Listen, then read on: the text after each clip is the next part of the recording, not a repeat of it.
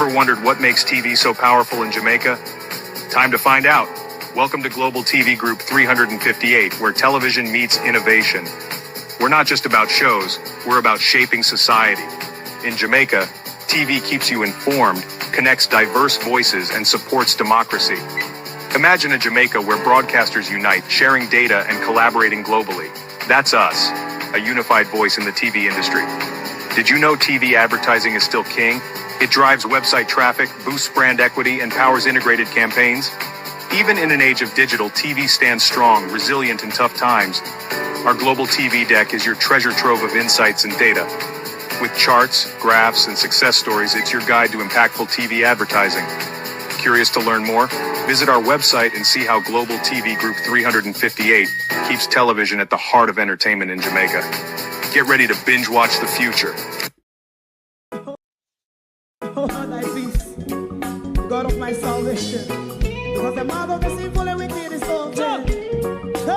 Rastafari.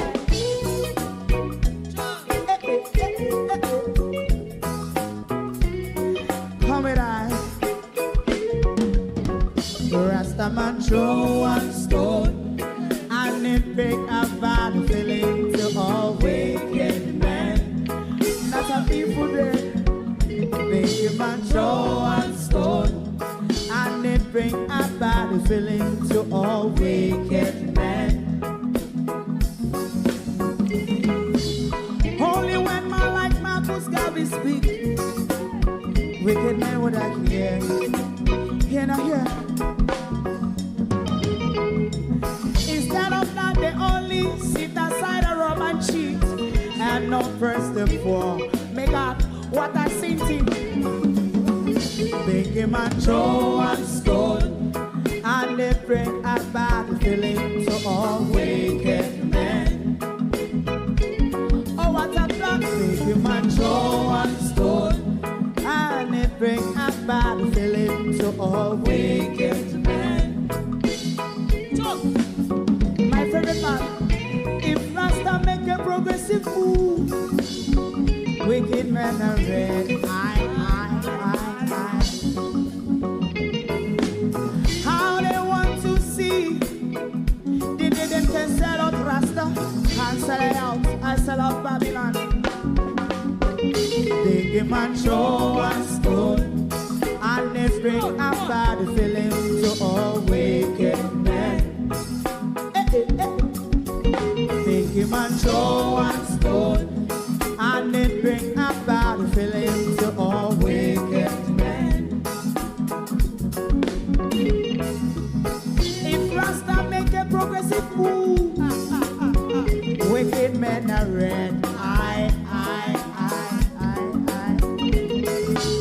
How they want to see the dead that can sell out Rasta and sell out. I sell out Babylon. Just stop on the Friday. You might show us stone, and it bring a bad feeling to all wicked men.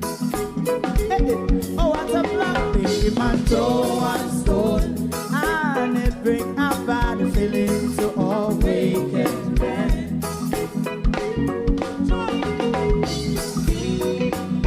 You have eyes to see, let him see. You have ears to hear, let them hear. What a prophet must say.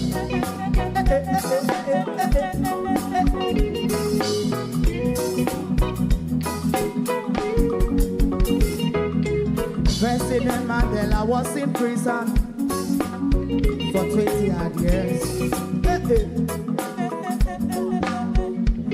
And he leave from the prison and take the seat of the president. Stone one. Big him and show one stone, and it bring a bad feeling to all wicked men. Oh, what's a black big him and show one stone, and it bring a bad feeling to all wicked men. Rasta man show one stone, and it bring a bad feeling to all wicked men.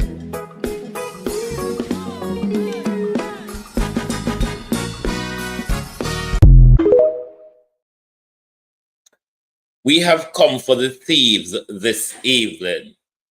And we don't want Dr. Tufton to think we're going to discuss any of his fresh drivel that he plasters the media with in a bid to avoid the conversation on the 80 million Jamaican dollars. That though, if you are following the justice of the injustice, the theater of injustice in Rural Reed's case, Chris Tufton might just have his money slashed down to $40 million.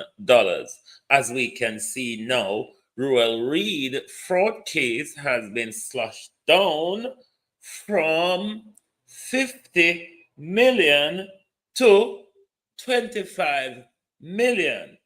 I mean, the people with the DR title in our society, why, you might ask yourself, where is Jamaica going? Or we just go follow them, go on where them go. To my community of party and all my family members, platform moderators, membership holders, viewers, subscribers, commenters, and trolls, good evening and welcome. TikTok, good evening. YouTube, good evening. A hearty one, big holy good evening from me, everybody. We're not going to do roll call this evening because we have a lot of information. We're going to deal with the Tufton issue. We're going to hold Dennis Brooks and we're going to tie a rope to him. And we're going to draw Dennis Brooks right round and round the garden. We're also going to go back to the Jamal Ferguson issue. But I know some of you have a way of shooting the messenger rather than listen to the message. Some of the information coming to you tonight will come from 119. Now, I know a lot of you probably don't like to look up in his mouth or look up in his nose or hear his voice at all. What I would encourage you to do tonight, though, is not to shoot the messenger, because some of the information we will be looking at tonight will be coming from 119. We will also look at Dan Jackson Miller on YouTube take on the Chris Tufton issue, because Chris Tufton wants all of us to walk away and think, oops, it's all over. There's nothing to see here. Come off it, said the doctor. Dr. Dawes really handled himself well in Parliament this evening. That we will also bring to you. Shower labor rights. We are going to look into the Prime Minister's constituency as well. The hickle to pickle we're going in there. So let's get on the way and start with the dear Prime Minister's constituency and his debacle. And if the Prime Minister, as head of the National Works Agency, could look into his constituency, because to say, Prime Minister, your constituency need the help. Good evening, everybody. Like and share the live, please. Top up the screen, please. TikTok. Let's see what's going on with roads in the Prime Minister's quarters. Are we the forgotten community? A question being asked by residents of Seavert Gardens in St. Andrew, as the frequently used Simon Taylor roadway has been impassable for almost a week, Commander Lyons explains. A section of Simon Taylor Road in Seavert Gardens, St. Andrew. And it's not just a section-by-section problem. The entire roadway spells trouble. An example here with this child. This resident is particularly upset as the community is within St. Andrew West Central, the Prime Minister's constituency. In 100 years, I feel now, so I'm supposed to send man come look at and give good way my Prime Minister. You can't walk and you broke with you. You answer fire siege over here. You have to go and walk on the side there. And that means you can walk and you pack them with you in the road. By it sink.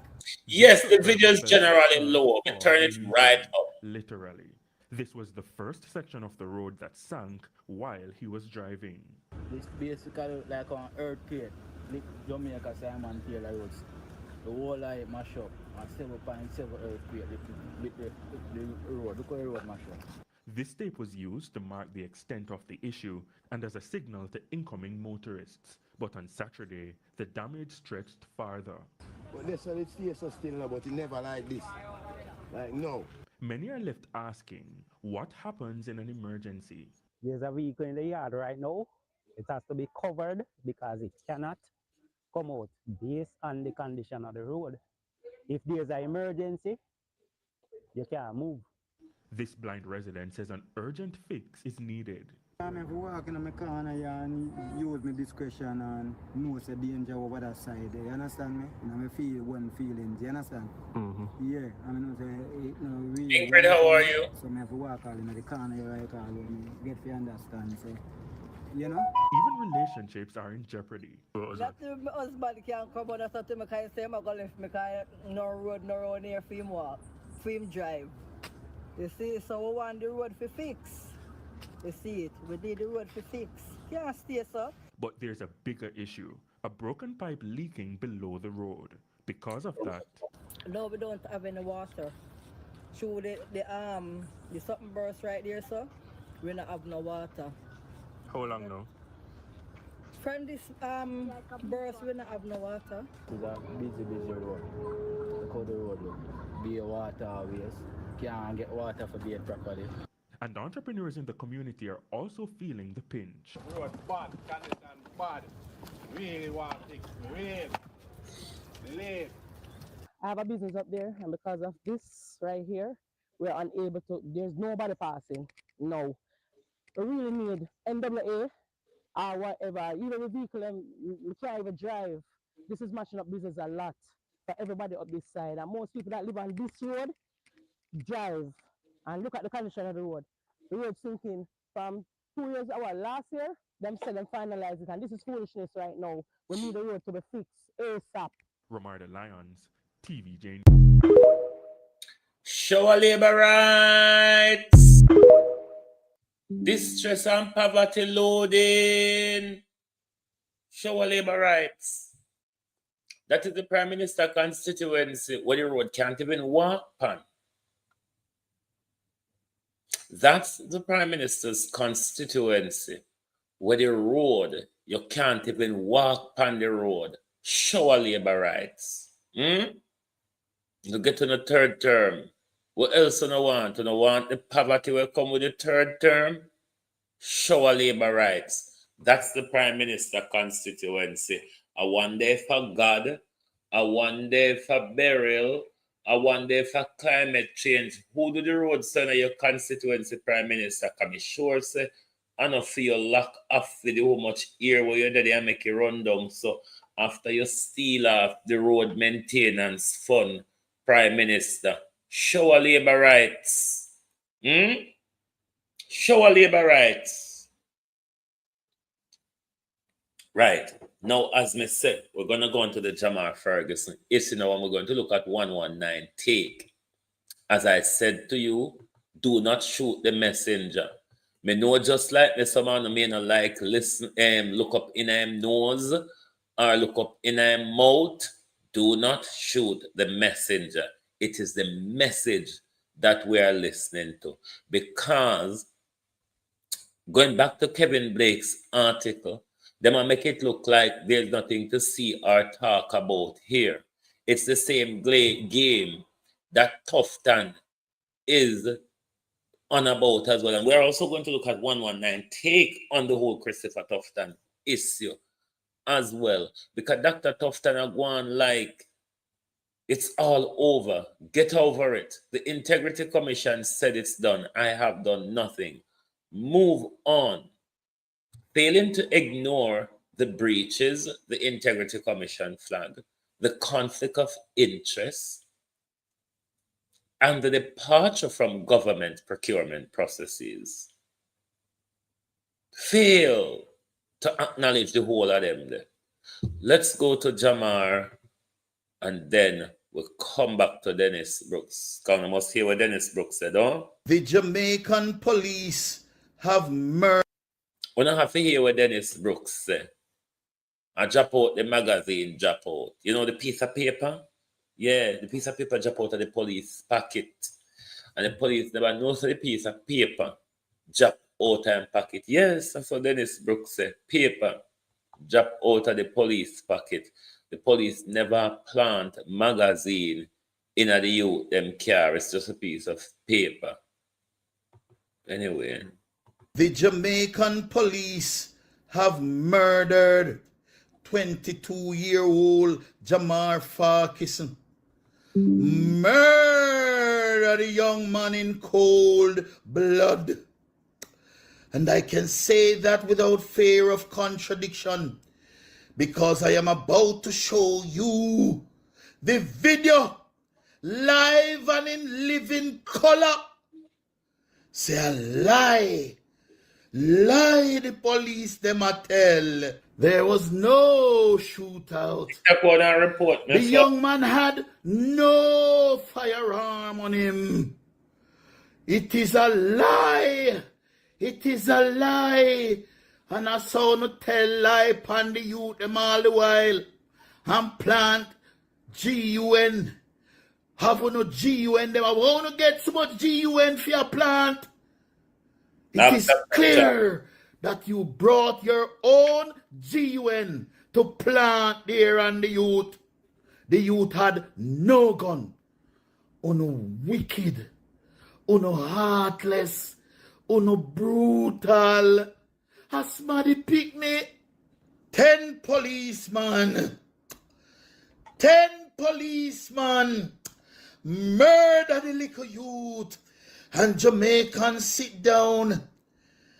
The whole Jamaica should have locked down now with people in the streets. Jamaica should be at...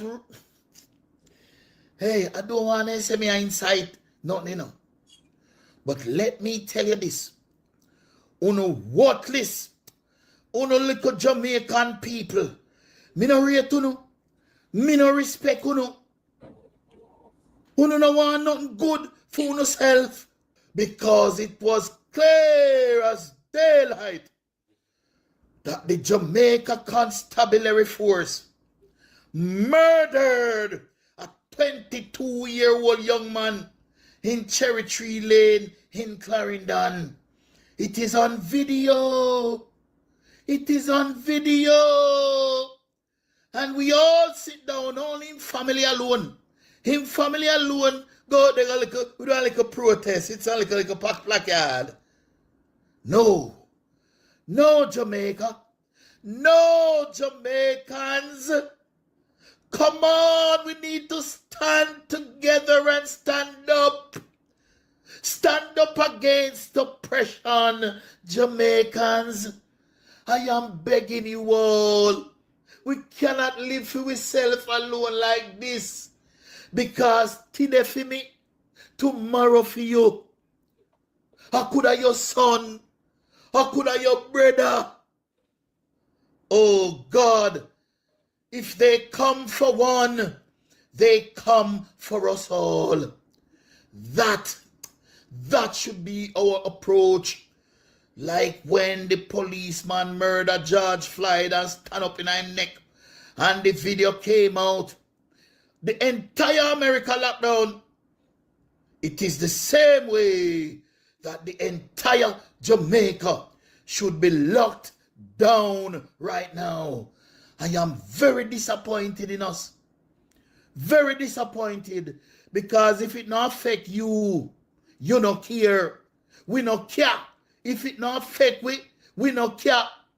Come on, Jamaicans. Come on. We cannot live like this. We cannot live like this. There is no outrage in the society. When the video clearly show you the 10 policemen them going at the youth house. The youth hold up him and them so. Open the door and when they see them with the big gun, the youth goes up. The youth not have on no shirt. And then said the youth had a gun. Where was the gun? Where the gun today? In your ass? In your body? Down in throat? Come on. Come on, Jamaicans. I don't even hear them say them take the policemen off frontline duty. Not even that. What kind of country this we are living in, man? Oh God, man. Oh God.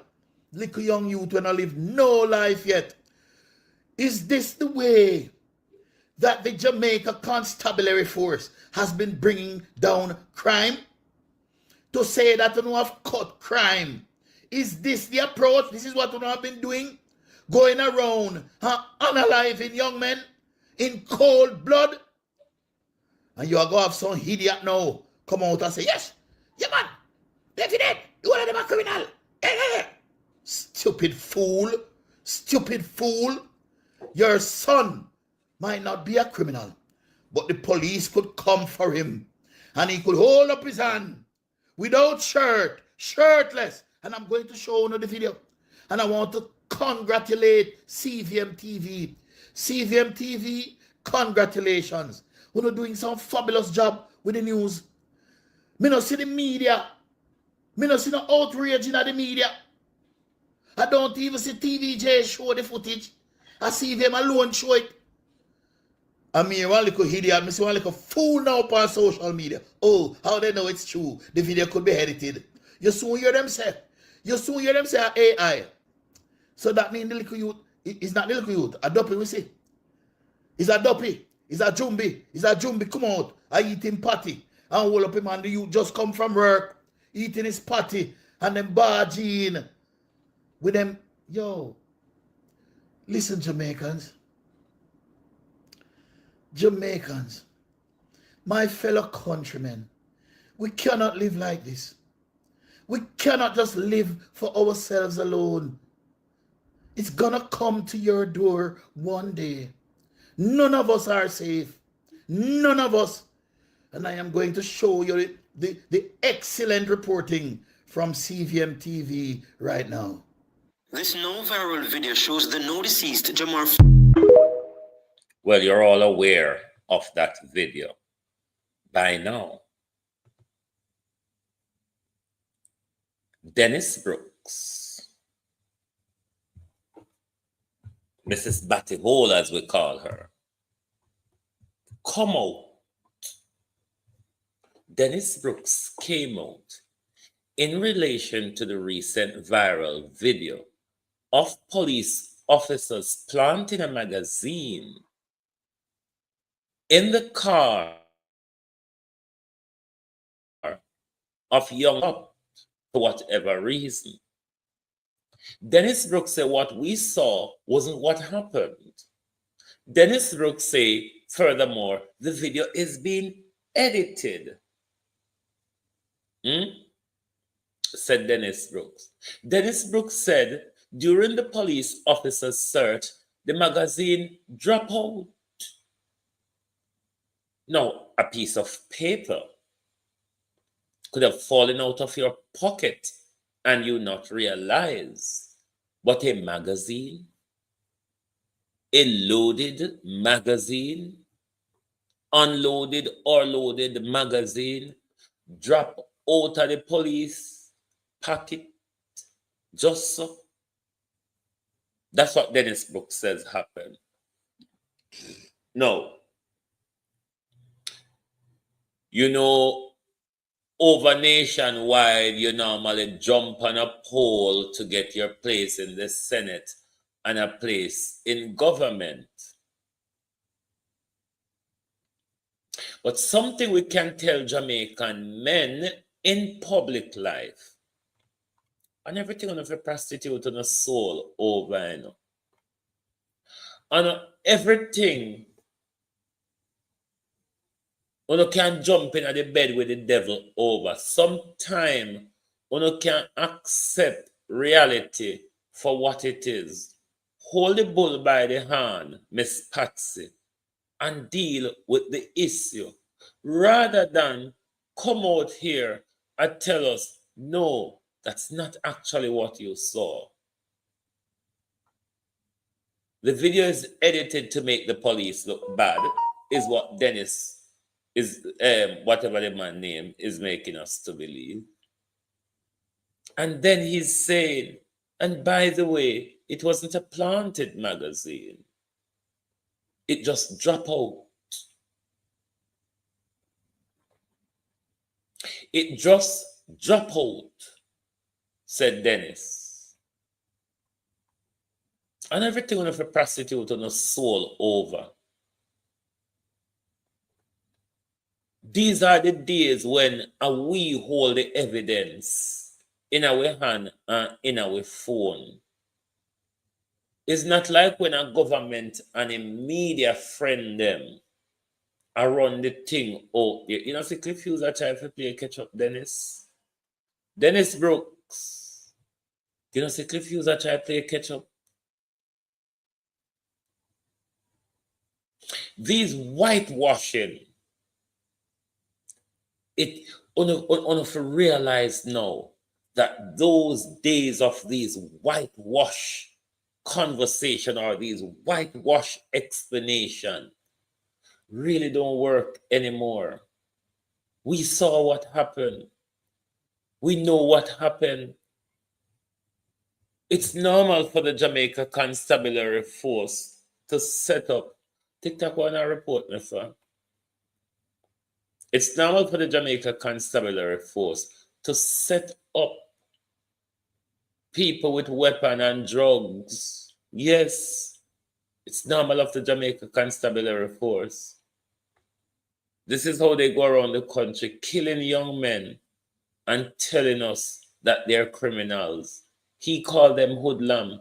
Even the one them with Kevin Blake, a walk on a plant. Walking on a plant, weapon span. Kevin Blake said they are hoodlums. He really said this.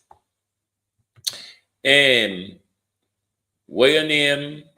Andrew. You can't deny this report because you just got to look at the amount of missing children. Here's the Andrew Holness. 80% of the Jamaica human trafficking victims are children. Is it a wonder Andrew Holness with children them just always are going missing so? And Andrew Holness a fight gang, but now fight human trafficking when America said the JCF involved in even Marco Rubio, even though when you walk on the international stage and not go on like somebody, Marco Rubio tell us if you go sort out the human trafficking. Now sell organ as well. But to Jaden Smith, cousin from America, and your soldier boyfriend, everybody saw no fit talk what no know. Because there's something shady about Jaden Smith's scenario. Why did you have to fly down from foreign, ma'am? Yes, we know so your picnic foot broke. But why did you have to fly down from foreign? And what possible that you and your boyfriend may have done in anger over Prince Charming? We're just asking. Because uno lamentations not adding up. Uno lamentation not add up. So uno need to go under more serious interrogation when it come to Jaden Smith. Now, we're going after the chief junker we come out, which is Dr. Tufton. And as I said, we're also going to look at 119 take on the Dr. Tufton issue as well. Oh, let us do Alfred Dawes first. Well, I know me want to show you how Donald Trump insult my prime minister in a them Gaza summit in Egypt. Why Donald Trump really can play them though. Indonesia, we covered, and I just want to say that it's a big, that's a time for y'all on. I just want to go to my prime minister. Spain. It's just next to Portugal, mate. Are you guys working on him with respect to the GDP? We'll get close. We'll get close. But fantastic job you're doing. And UAE. Oh, UAE. Which is great. We're next. United Kingdom. Where's United Kingdom? Behind you. Where? Oh, I'm here. Oh, there you are. Very good. Oh, Stick is coming forward. People all came and 20 minute notice. He's come up to speak. He come up to the mic to speak, and Donald Trump just. Well, I don't know how the whole of them come picking it to this madman, so. But then again, right, let's go to how Dr. Dawes handled himself in Parliament this evening in relation to the crooked minister. Is your mic on? I believe so. Yes. Member from St. Catharines Southeast.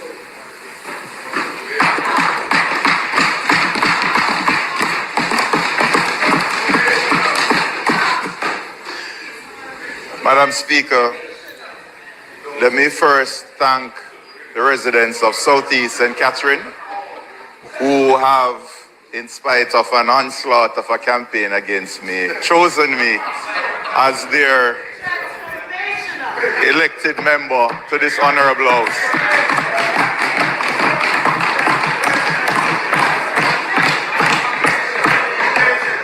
I must say though, Madam Speaker, that with all due respect to the member from West Central, this is really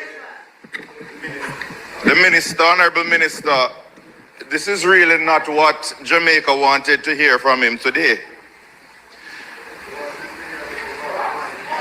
With a spate, well, if we are in tune to social media, member, we would know that there are questions hovering around about an Integrity Commission report. There are questions as to how we are really dealing with mental health in Jamaica and the renaming and rebranding of a hospital that has leaking wards, overcrowded patients, and no capital budget for about 5 years coming from the Ministry of Health. With previous announcements about destigmatization going back as far as from 2019 by the Honorable Minister, where residents are not growing their food at the Bellevue Hospital because of therapy, but because of sustenance, because the food budget has been cut.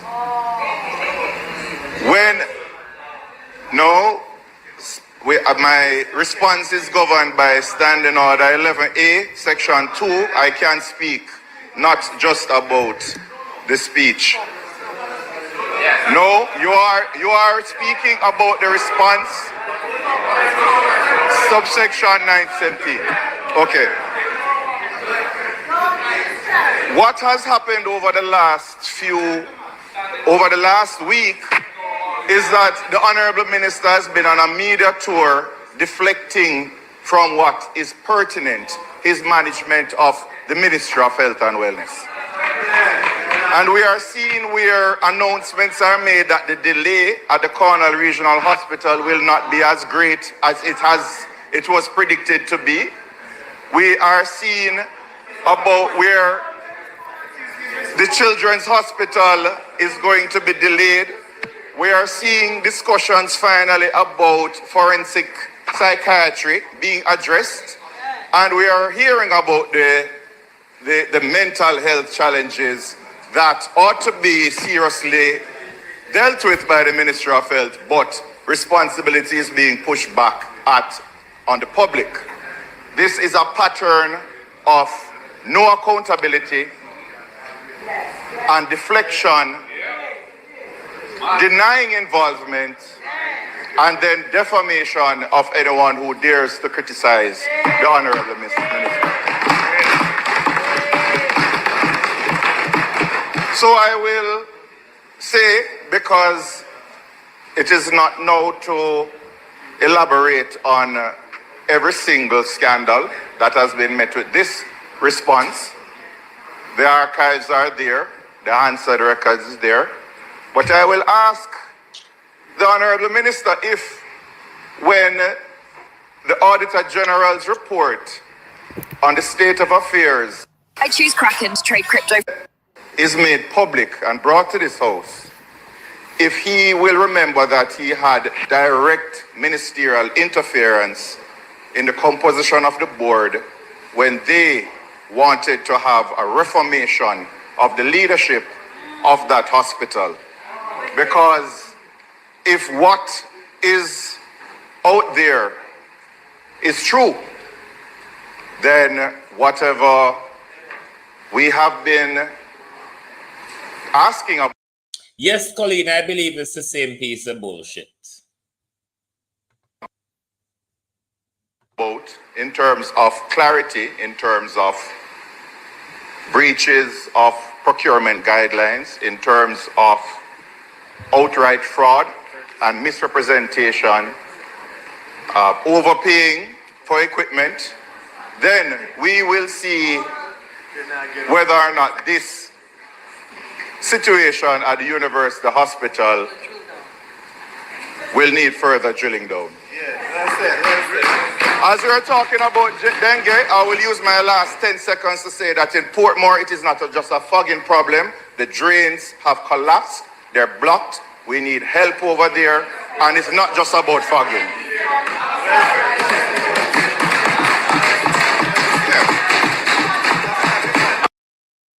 Well, I think Dr. Dawes was brilliant this evening. Now, on we go to 119 take on the whole hike of public funds by Christopher Tufton and his girlfriend.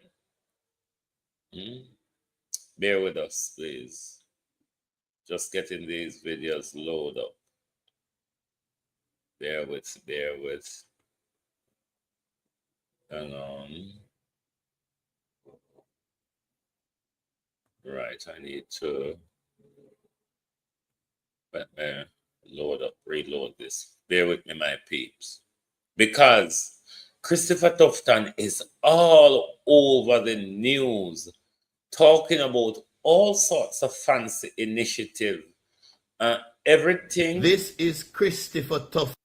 Everything we want with a focus on, except for the $80 million. What you soon hear say come down to 40 million?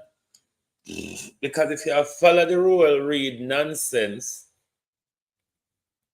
Abena, how you do? If you have followed the rule, read nonsense.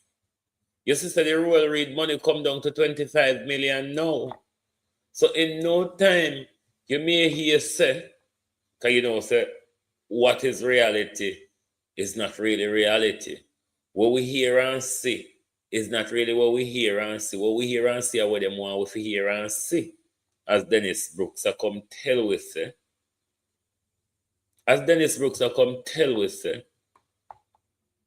We did not see the police. They did not see the police planting a magazine. The magazine just happened to fell out during the police search. But let's listen to what 119 take on with tax money with Christopher take game Fronzy girl. This is Christopher Tufton's woman. Her name is Lindsay McDonough. Christopher Tufton is the Minister of Health. And the Ministry of Health gave this woman $80 million for some project. It don't matter what them gear it for. It don't matter what them gear it for. I don't think Jamaicans have yet woke up to what has happened. So make me wake up because it look like most of them don't understand what it means. The Ministry of Health, headed by Christopher Tufton, take up $80 million of our money, my money, and your money. If you go to the supermarket or you go to the grocery store, anyway you go buy something, them take money out of your money, you have to give them some money, it's called GCT. And when you work and your employer draw out money out of your pay, and that's how it go. And your money that. And my money that. And it is utterly improper for Christopher Tufton to bring his woman into the Ministry of Health that he heads and to say to them, give her whatever Nothing at all he should say to them about his woman's company. And the Ministry of Health that is headed by Christopher Tufton went into some arrangement to channel $80 million into a human business. $80 million our money, you know, into human business. Now, this is the important part. And I have to be very careful, because I don't want Christopher Tufton or Miss McDonough to sue me for defamation. And so I have to be very careful as to what I say. But I won't defame, you know. I won't. What I will say is this. How do us, the taxpayers of Jamaica, know that when Miss McDonough got that $80 million, she did not give back Christopher Tufton some of it? How we know that never happened? We don't. And I am not saying it happened, because I have no such evidence. But what I am saying, ladies and gentlemen, is that it is for that very reason why no money should be given to Christopher Tufton woman by the Ministry of Health to do nothing at all. In fact, all family members, girlfriends, and wives should be precluded from getting government contracts, because it is easy for a minister of government, and I am not saying Christopher Tufton did this. I have no such evidence of that.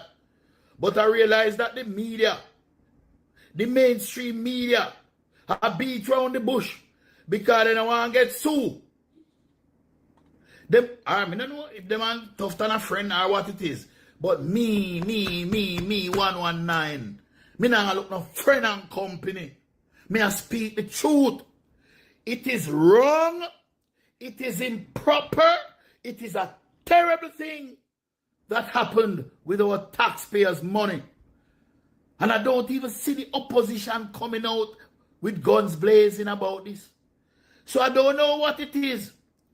But let me ask you another question. And this is just another question.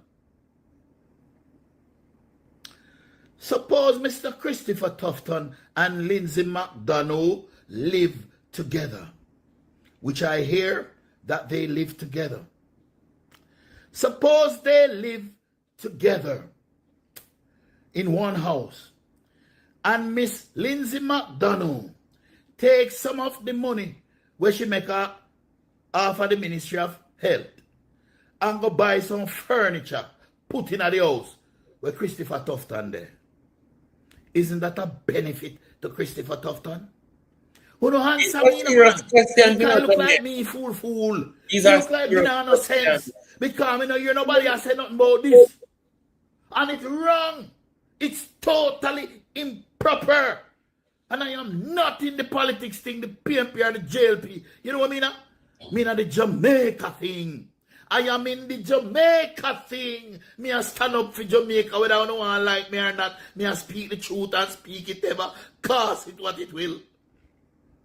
And let me ask you another question. Suppose Mr. Christopher Tufton and Miss Lindsay McDonough go out on a date, and Miss Lindsay McDonough pays the bill from some of the money where she make off of the Ministry of Health to our company when you market me, our marketing and public relations company. Suppose you pay the dinner bill. Doesn't Mr. Tufton benefit? Doesn't Mr. Tufton... Look here, man. Look here, man. This can't go so. This cannot go so. This blatantly wrong.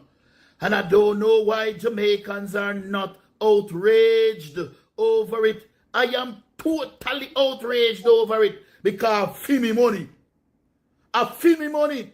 I feel we money and the whole of we money at Jamaica and the whole of we money. How we money enough to goss up. It's too close for comfort. It's a conflict. It's a conflict. Let me ask you another question again. Say the Minister of Health, Tom Brown, in Timbuktu, wants some money. He want to do something. He needs some millions. Could Tom Brown bring him woman? We have a business to his ministry in Timbuktu. Huh? Make she get some project. And then some of the money they go back to Mr. Tom Brown? Is that possible? I'm asking a question. I'm not saying that's what happened in this case with Chris Tufton, because I have no such evidence. And so I cannot come here and say that that is what happened. I am asking about the possibilities when these kind of arrange, these incestuous arrangements take place. And here is Mr. Christopher Tufton having the audacity to say that he has been exonerated, meaning he has been freed by the Integrity Commission. The Integrity Commission investigated the matter and found everything improper about it. And here is Mr. Tufton with the audacity. I mean, I'm not personal against Mr. Tufton, you know. I am standing up for Jamaica. Standing up for me. Me have one little son there come up. And me want Jamaica still there when he come up. And that's my interest. Here is he. While it was critical of us. Yeah, that's what Dr. Tufton says. Nothing to see here. Move on.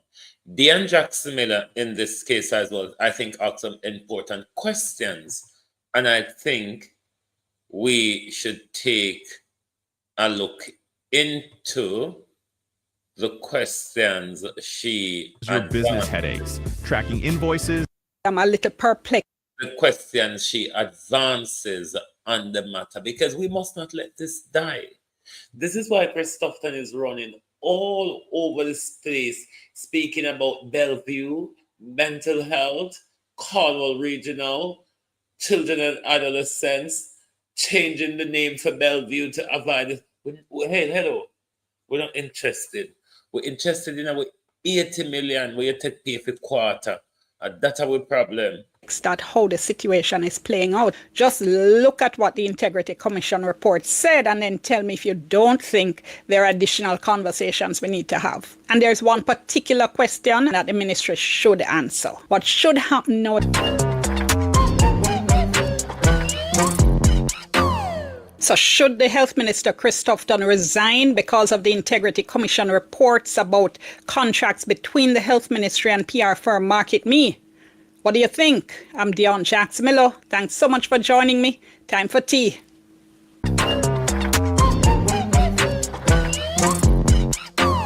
So let me say, first of all, I think there's a problem with how we look at these reports that come from the Integrity Commission, right? People taking a very binary approach to them, a very black and white approach. Somebody I go courthouse, somebody I get locked up. If there isn't a recommendation for criminal prosecution, on the one hand, we have some people feeling disappointed. On the other hand, we have the people involved saying, see, there's no problem, argument done.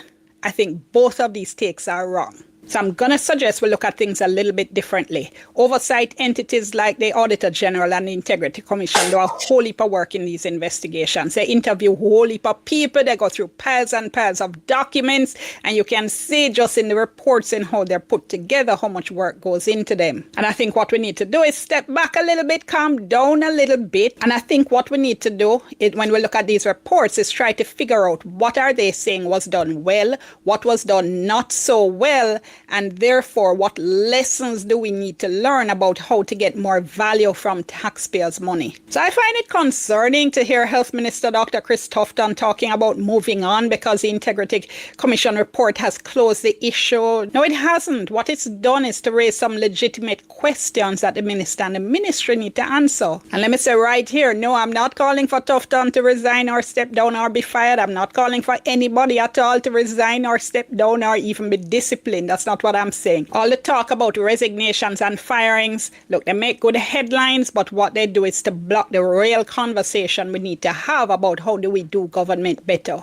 Because what happens, everybody immediately goes into defense mode. They might defend them job, they will make sure so they're safe, and therefore it doesn't open up the room for conversation. And what should be happening is that people should be explaining, and if they want to do any defending the decisions that were made. And I know what's going on, right? I know that what is happening is that people are afraid that if they can't defend those decisions, then you're going to have to talk about disciplinary action and firing and stepping down. So I get that. I am just saying, for the purposes of this discussion, put all of that aside for now. Just look at what the Integrity Commission report said and then tell me if you don't think there are additional conversations we need to have. And there's one particular question, I'll tell you when I come to it, that I think is at the heart of the entire thing and that shouldn't be swept under the rug and that the ministry should answer. So it's an 88-page report. I'm just going to take you to the conclusions. You can access a full report on the Integrity Commission's website. The Director of Investigations concludes that a total of 15 contracts were awarded to Market Me Consulting over the period January 2017 to March 2021. They had a cumulative value of $78.5 million. 14 of those contracts were awarded by the Ministry of Health with a cumulative value of $73.6 million. One contract by the National Family Planning Board in the amount of $4.9 million by the direct contracting procurement methodology. And that same methodology, direct contracting procurement, was used by the Ministry of Health in the award of all 14 contracts to Market Me. The director finds that the use of the direct contracting procurement methodology by the ministry to award the following contracts to Market Me amounts to a breach of the Ministry of Finance and Public Service Circular number 27. And you see the table here speaking about 2 contracts, and the subject matter of both contracts says reimbursement. The director's conclusion is based on the fact that the circular, among other things, stipulates the procurement contract approvement limits and permits the use of direct contracting for contracts up to a contract value of $1.5 million. Both contracts exceeded this value. The director concludes that the 3 instances in which the Ministry of Health and Wellness described the services rendered in the award of contract as being reimbursement were inappropriate.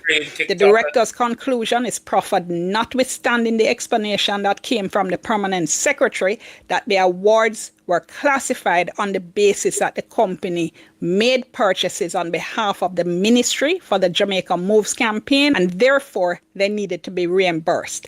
And the director further concludes that that justification demonstrates poor planning on the part of the ministry in determining goods and services needed by the ministry and thereby ensuring compliance with procurement guidelines. The report says this method of acquiring goods or services effectively circumvented established procurement procedures and is wholly inappropriate. The director says due consideration was given to the post-investigation submissions made by the PS as well as Ms. McDonough from Market Me, and he says those are attached to the report. The director concludes that the apparent award of 6 contracts on the same date was irregular and contrary to the principle of competition, especially given the nature of services said to have been provided by Market Me and which were all connected to the Jamaica Moves campaign. The contracts were described as related to agency management, public relations, and reimbursement. The director further concludes that the explanation provided by the permanent secretary that the purchase orders were all generated on the same date for all activities conducted over a period of time, and the invoices submitted to the ministry at the same time, and that the activities were done by the firm after the original contract had expired, and that the ministry needed to maintain the presence of the Jamaica Moves activity, the report says that explanation doesn't justify the irregularity. He says an important consideration is that the services/goods were all rendered or supplied within a fairly short time frame and by the same entity under the same program. So in the round, meaning overall, the director says effective scoping and procurement planning aside, a framework agreement or a formal extension of contract would have been more appropriate. Further, the award of 6 separate contracts on the same date to the same entity in relation to the same program could, without more, be looking like an attempt to splinter the contract. This conclusion is premised on the fact that if a single contract had been awarded, the cumulative value would have been over the 1.5 million threshold, for which the use of the direct contracting procurement methodology would have been appropriate. Exceeding that threshold would have meant using a competitive procurement methodology. For example, the limited tender procurement methodology, which would require the ministry to award the contract to one of 3 bidders, leaving the door open to such a perception, contract splintering. The director says, in other words, making it look as if this is what was happening can only serve to erode confidence in the procurement process and should be avoided. Then the director looks at the unsolicited proposal that came from Market Me. He concludes that the circumstances which gave rise to the award of contract in the amount of 15.8 million to Market Me were based on an unsolicited proposal presented to the ministry on July 12, 2016. All right, so we come now to what I'm saying is one of the fundamental questions the report raises that I think really needs to be answered by the ministry, and for us not to get sidetracked and have it swept under the rug or, just completely ignored because everybody's in a froth about if somebody is going to be fired or stepped down or what have you. The director says, given the representations made by Mrs. Stephanie Shaw-Smith that her assessment of the proposal indicated certain deficiencies which made it unacceptable, the director considers the absence of documentation to expressly convey the basis upon which the ministry took the decision to enter into the contract on the basis of the receipt of an unsolicited proposal a serious irregularity. The fact is, there's a lot of property noise out there. People telling you to buy a house for £1, no money down due. So an assessment by an officer of the Ministry of Health has said the proposal had serious deficiencies and was unacceptable, and yet the ministry went ahead and entered into this contract, and the Integrity Commission report is saying there is no explanation as to how that happened. This is fundamental. It goes to the heart of everything because this is how the contracts in question came into being. So this is a basic issue, a basic question that the ministry has to answer. Then the report says the fact that feedback was provided to one of the principals of Market Me as to the nature of the deficiencies identified poses a serious concern. The rules around treatment of unsolicited proposals clearly stipulate they should not be influenced by the entity to which they are submitted.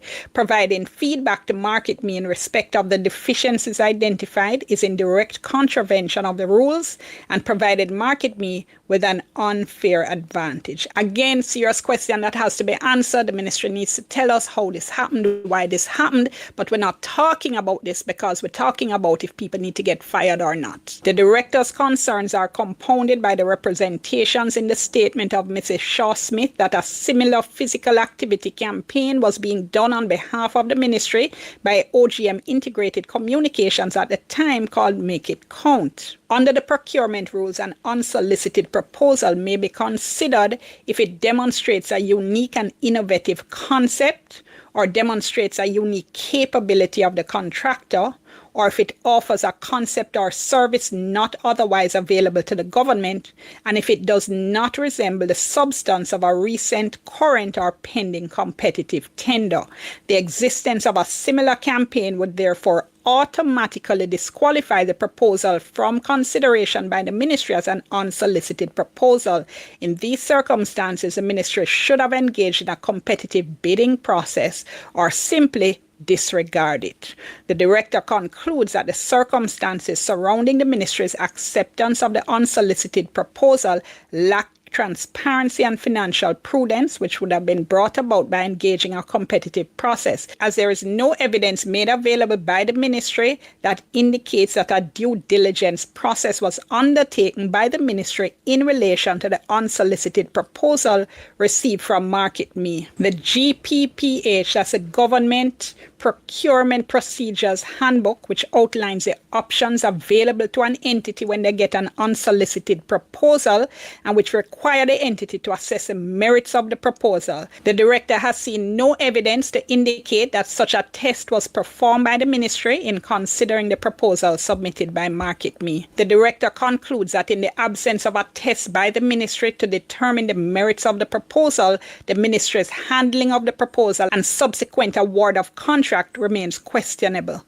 The director concludes that the ministry breached the government procurement procedures handbook by its failure to apply that test. The director also finds that the National Contract Commission's approval of an award to MarketMe without the benefit of having certain knowledge that the unsolicited proposal satisfied that test was at best premature and imprudent. The director's conclusion is based on the fact that there is no evidence to support a finding that the National Contract Commission reviewed documentation regarding the unsolicited proposal that confirmed that those requirements were satisfied. Right, so this section for me is at the heart of the concerns that need to be addressed and that need to be answered, which is how the contract came into existence in the first place and why it is that the ministry disregarded, if that's what happened, the concerns that had been raised about the proposal. All right, breaches of the Contractor General Act and Integrity Commission Act. The director concludes that there is no evidence to indicate that the ministry reported the award of contracts in the amount of 15.8 million and 38.9 million via the quarterly. The Canaman Ferguson, Jamaica run pan who know one another. So once you know one another, you don't have to follow no rules because the crooks, the bureaucrats and technocrats within the ministry facilitates the corruption of the ministers. A whole heap of them people that figure out prison, you know. The Tufton, where you see run off and say, because people resign, they are gone foreign, why he couldn't provide. He's at the heart of all this, you know. Duston or Dunce, whatever standing name, he is at the heart of all this scandal as well. Him is the one who sit down and make sure say there were no paper trail or there were no appropriations or procurement processes. We can't leave any paper trail till we know we're going. He was the one who facilitated this. He was the permanent secretary at the Ministry of Health. He was the one who facilitated this crime against the public purse. Contract award consolidated report database in 2017 and 2019, having regard to the ministry's demonstrated compliance up to that. You see, because they don't have the paper trail, yeah? A lot of what them would have the pen pan to prove them case in a court. Tufton them make sure say they are non-existent. That is what prevent them from bringing charges against them because you don't have the evidence. You need a level of paper trail in these cases when you go to court. You see, and this is what they carefully did within the ministry. They make sure that the trail was left behind. It left you in a confusion rather than give you clarity. It's all a plan. Point with the requirement to submit these reports, the director concludes that the entity, that's the ministry, was aware of its obligation to report information regarding the award of contracts above the threshold value of $500,000. The director concludes that the then accounting and accountable officers of the ministry failed to discharge their obligations under the then applicable Contractor General Act. Notwithstanding all of that, now that is the permanent secretary. That's the permanent secretary they're talking about for the department. Those are the ones who, them a get rich out of the steal as well, you know, because them a get a cut out of where them a help the ministers, them steal, you know. Director says there are certain evidentiary gaps. That means that it doesn't make sense referring the matter to the Director of Corruption Prosecution, meaning there's no possibility of being able to sustain some kind of criminal prosecution based on the evidence that's available. Particularly, the requisition apparently issued by the Office of Contractor General to heads of ministries, departments, and agencies requiring the submission of details of contracts issued by said entities on a quarterly basis, and the necessary proof of service aren't available to the director. So the director is saying he can't make a recommendation to the Director of Corruption Prosecutions to even make a ruling as to whether anybody should be prosecuted in relation to this matter. And I'm saying this is what people are seizing on to say the argument is finished. But having heard what I read before, can we say the argument is finished? And can we really say that there are not questions to be answered? And I know I've said this 2 or 3 times, but it's because I'm a little perplexed at how the situation is playing out. Again, not trying to throw anybody under the bus, not trying to make nobody lose their job, but I'm just saying there are questions here that need to be answered and there are issues we need to talk about. Conflict of interest. The director has seen no evidence to indicate that Dr. Tufton was directly involved in the award of contract to Market Me. Based on the representations of Dr. Kevin Harvey and the minister's own account, the extent of the involvement of Dr. Tufton was the introduction of the company and its proposals to officers at the ministry. Notwithstanding that, that alone for me is direct involvement. So I'm a bit stuck on what the Integrity Commission is talking about here, because the introduction alone, given that Dr. Tufton lied by omission that him and Sauerquarter Lindsay is an item, that alone is direct involvement. It's not like Lindsay make a request, is one of the bidder, and nobody never knows that she related to Dr. Tufton. Dr. Tufton introduced her company to the Ministry of Health. How then this is not a direct involvement? Director finds that Minister Tufton's actions could reasonably be considered to have indirectly influenced the engagement of Market Me, which ultimately resulted in that entity being awarded. Not indirectly. He gave them direct instruction to make sure Lindsay is okay. That was the direct instruction that Dr. Tufton gave. So that part of the Integrity Commission report, may not agree with that part, because he introduced our company to the Ministry of Health. He lied by omission of their relationship. So that's enough for a direct involvement, because she end up get the contract then where Dr. Tufton benefit from, or where Dr. Tufton possibly get kickback from. Contracts of just under $80 million.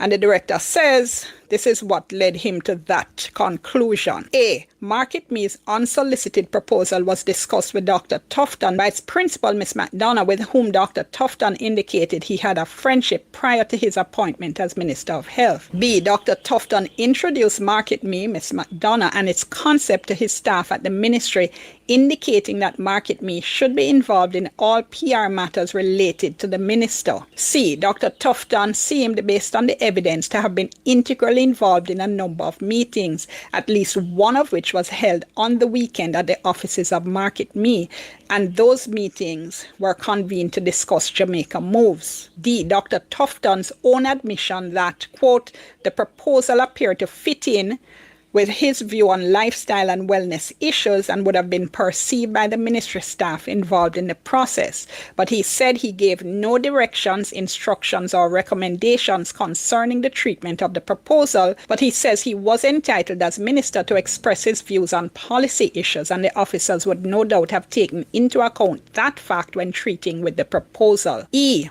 Though the evidence does not suggest that Dr. Tufton directly gave instructions to engage Market Me as a consultant, consultant, it is clear, based on the evidence of the permanent secretary, that he gave directives to the permanent secretary to hold discussions with Market Me around this proposal. Dr. Harvey's evidence is that That's the same Dustin Bryan. Dustin Bryan helped to facilitate a lot of this crime.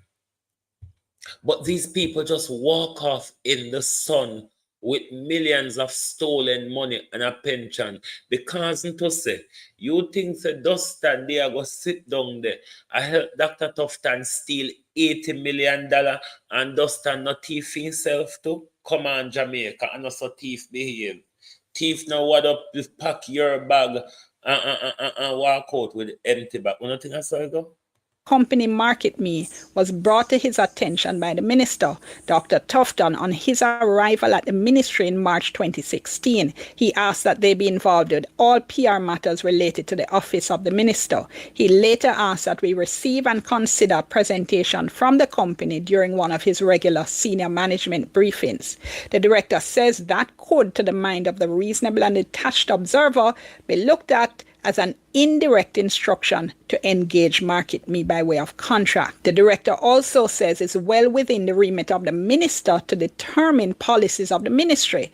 Policy direction will directly influence the nature of programs and the timing of their implementation and the types of goods, works, and services procured. In the round, overall, the director concludes that there is evidence to support a finding that the actions of the minister gave rise to, at its lowest, a perceived conflict of interest and thereby contravene the principles of transparency and good governance. In this regard, Dr. Tufton, as Minister of Health, and by extension a public official in the execution of his public function, appeared to have advanced a private interest which resulted in a monetary benefit to Market Me, of which Ms. Lindsay McDonough is a co-managing director and an individual with whom at the material time he had a friendship. Having regard to Ms. McDonough's presence at a meeting of the Board of the National Health Fund on January 25, 2017, wherein a proposal from the ministry about Jamaica Moves was discussed and feedback given as to the need to improve the structure of the program,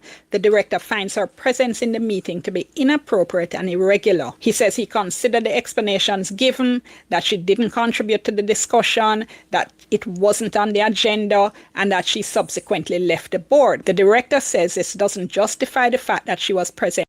So basically, the Prime Minister was coming to a meeting of his department and oops, I just bring my girlfriend along with me, but there's no day room for her to sit in and wait for me. She will have to come to the meeting table with me. This is how our country is run. Where politicians, sour quarter girls, after taking away money, can sit down and snoop into meetings where discuss the country's business. Uno no see a dolly house. I couldn't go jam up 40 crown it. Uno no see a dolly house. In a meeting where valuable information was being provided about a program in which she had a financial interest, and that her presence at the meeting was wholly inappropriate and irregular. The director finds that neither Dr. Tufton nor Ms. McDonough made formal declarations of conflict as required under the rules governing conflict of interest and broader governance best practice. While others may have known of the connection between the two of them, they both had a responsibility to have made formal declarations of conflict at the appropriate times and to recuse themselves from any involvement which could be deemed or perceived to be a conflict of interest. The demonstrated involvement by Dr. Tufton in meetings concerning Market Me's proposal and Ms. McDonough's presence in a board meeting which considered a proposal related to Market Me, however this occurred, are antithetical to good governance and the principles of accountability and transparency. So in terms of recommendations now, the director recommends that the ministry refrains from the improper use of the direct contracting procurement methodology and to ensure that this is used only within the parameters of the Public Procurement Act and the regulations, guidelines, and circulars. The director recommends that the ministry ensures that it has in place at all times a comprehensive procurement plan which facilitates value for money, prudent financial management, and allows the entity to plan more effectively in procuring goods and services. It's further recommended that the ministry ensure the execution of proper procurement planning. The director recommends that the respective public officers at the ministry who are charged with the responsibility of administering government contracts should become familiar with and strictly adhere to the provisions of the law. In respect of the award of 6 contracts on the same date to Market Me, the director recommends that the ministry desist from engaging in actions that may give the appearance of contract splintering. The director recommends that the ministry excises, meaning does away with, throws out the door from its procurement practices the award of contracts based on the receipt of unsolicited proposals without due diligence. The director is of the view that the unsolicited proposal mechanism is a corruption-enabling facility that, if left unchecked, may undermine integrity and/or credibility of the contract award process. In the alternative, and where an unsolicited proposal is accepted, the director recommends that the procuring entity, the ministry, administer the test that's laid out in the handbook. Having regard to the ambiguous nature of the goods apparently purchased on the ministry's behalf by Market Me and the reimbursements made, the director recommends that the report be referred to a permanent secretary to determine whether the government has suffered any loss, and if so, to cause such loss to be recovered. Having regard to the conflict of interest concerns around Dr. Tufton's introduction of Market Me and his friendship with its co-director and his subsequent involvement in discussions from which he ought properly to have been recused, the director recommends that this matter be referred to the Honourable Speaker of the House of Representatives. So the ministry responded, saying they recognize the recommendations coming from the Integrity Commission and the need to strengthen procurement processes. They defend the Jamaica Moves campaign, saying it's based on the need to try to address the problem of non-communicable diseases. They said it remains the ministry's flagship health promotion and prevention strategy. Given the importance of that, they said they'll continue to review and assess the Integrity Commission report and the suggestions that have been made. They respond to the concern about contract splintering. They said they realize that the transactions could give that appearance. They said careful analysis would show the invoices were for reimbursement of goods and services already received and used. They said the invoices for reimbursement had the same date, but in... So what am I saying at this, yeah? Lindsay McDonough take her money and buy things for them where she think they need, and then them have to pay back Lindsay the money. So the matter, you know. That's what they're telling us. But there's a lot that we should not let go of in this issue. The fact that they have committed the crime in a way that prevents the Integrity Commission from bringing charges against them because of lack of evidence and lack of paper trail and going outside of the ordinary. This is what Christopher Tufton, remember, Andrew Holness did the same thing in, you know, that whole heap of money were pushed to bank, NCB account, a cash point mounting up to nearly $500 million.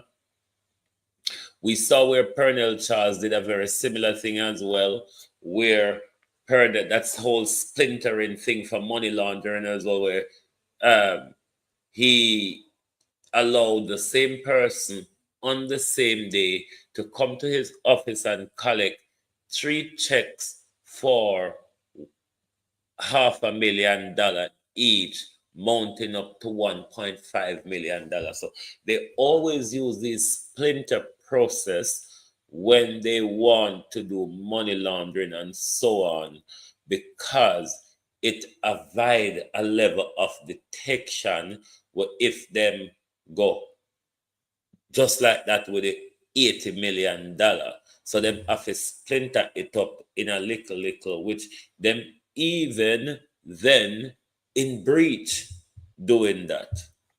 But Christopher Tufton, we did come out here for tonight. But before I go, I want to say, while Jamaican young men are being shot and are being forced into silence by a tyrannical government, Kudos to the young people of Africa who continue to rise and want to take control, because the young people of Madagascar has arisen, and the president of Madagascar have run down about him business. Now, before he ran off, he ordered the military to fire on the protesters. The military. Kudos to you, the military of Madagascar, who refuse the order from your president to turn your guns on the people. The world is waking up while Jamaica is fast going into fear and sleep. You really wonder where we're going. But it is a positive thing to see the young people of Africa rising and taking control and toppling these corrupt leaders, while Jamaicans are using TikTok to their demise. Thank you very much for being here this evening. We're continuing on the crimes of Dr. Tufton and his girlfriend and the Ministry of Health. This is not the only blunder coming out of the Ministry of Health, but this is a major one. Dr. Tufton wants to brush it off as if nothing has happened. Dr. Tufton is all over the news, just a fraud and a prop. We're not paying attention to that. What we're paying attention to is the $80 million. And if the $80 million will chop into two, like we just wake up overnight and Pharaoh read $50 million heist was chopped right into two. Then say, all right, one of the Jamaican people take responsibility for 25 million, and we the thief them over here, so we take responsibility for 25 million. But we will continue to watch the theater of injustice as it plays out in the Royal Reid case. Former education minister, as we can see, he's been set up for a return, even to the country's cabinet. Thank you, and good night from Global TV. Please do join us tomorrow morning for your At a Glance program. Thank you. God of my salvation, because the mouth of the sinful and wicked is open. Rastafari.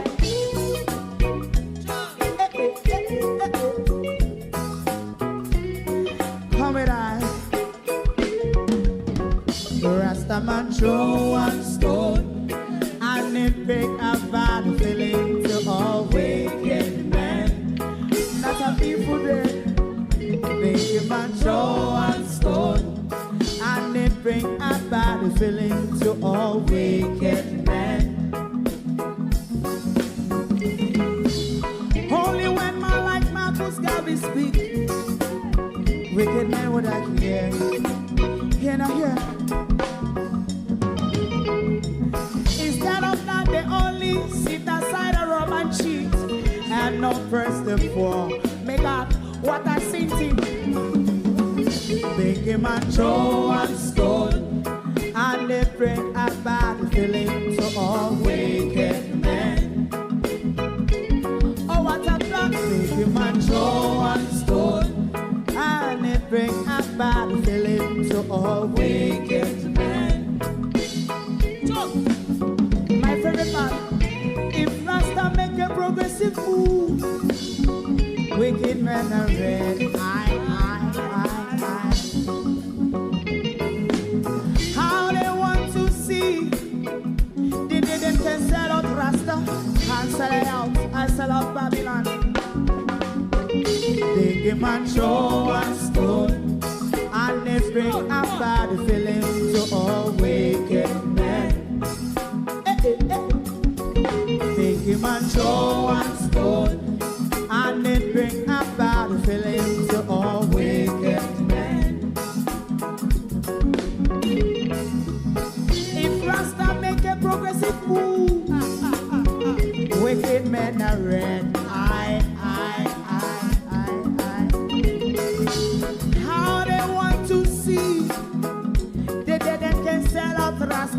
I sell a house, I sell out Babylon.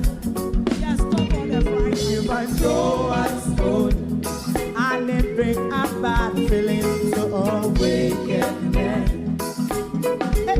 Oh, what a black thing. If I throw a stone, and it bring a bad feeling to a wicked man.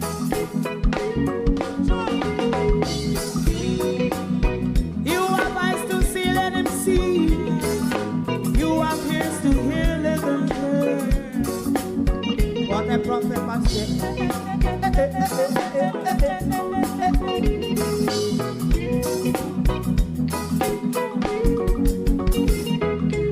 President Mandela was in prison for 20 odd years.